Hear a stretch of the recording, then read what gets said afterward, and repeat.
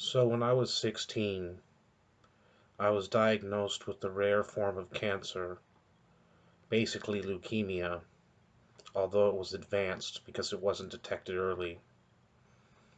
I had to go through years of horrible treatments, basically poked at and prodded at like a science project, weapon program gone wrong. But I have one vivid memory of all of those years that I spent under the doctor's knife, plugged into an IV, etc. I remember the night. I remember my nurse, both of them, Annalisa and Dana. I remember lying in my bed. It had been an uneventful day. I'd been in the hospital inpatient for over 7 days. Complications due to the treatments. They needed to keep a close eye on me. And there I was lying in bed. I don't know the time. I was asleep. But then all of a sudden, outside in the hall, an alarm sounded. Boop, boop, boop. Code blue.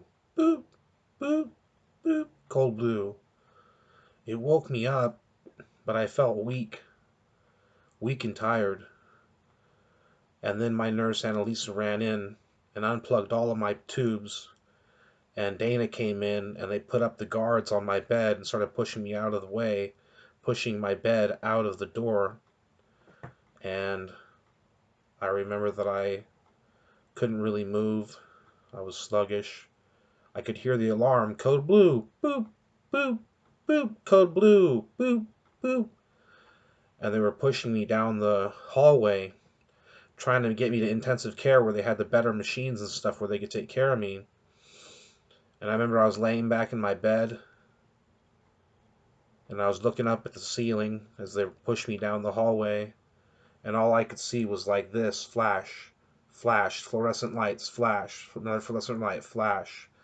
And then they pushed me through the doors of intensive care, and Annalisa looked down at me and she goes, Tommy, no, don't go to sleep. And she shook me a little bit.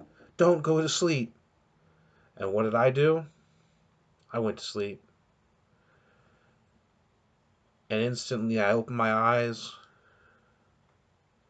and I was somewhere else. I was standing in a field, an eternal field. Not a football field, not a baseball diamond. I'm talking about the grass was waist high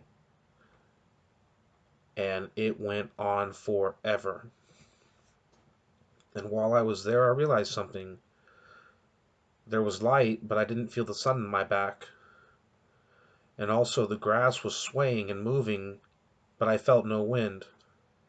I chose to walk in this field, and I believe that I spent almost eternity there. I was there forever, and not wanting to go anywhere.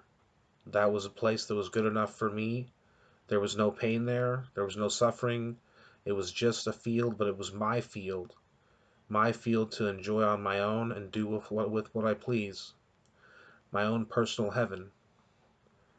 The only thing was I stood there, spinning around in this field that I can't feel, that I can't feel the wind, but I could hear something, and it was like a rumbling in the distance, almost unlike some kind of animal stampede where they would all be running, beating their hoofs into the dirt.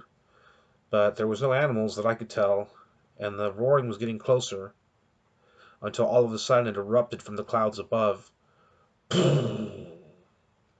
like thunder. And I didn't know what to do. And all of a sudden, there was an explosion, at least in sound. And I looked up, and that's when I opened my eyes, and I was standing there, and they were trying to bring me back to life.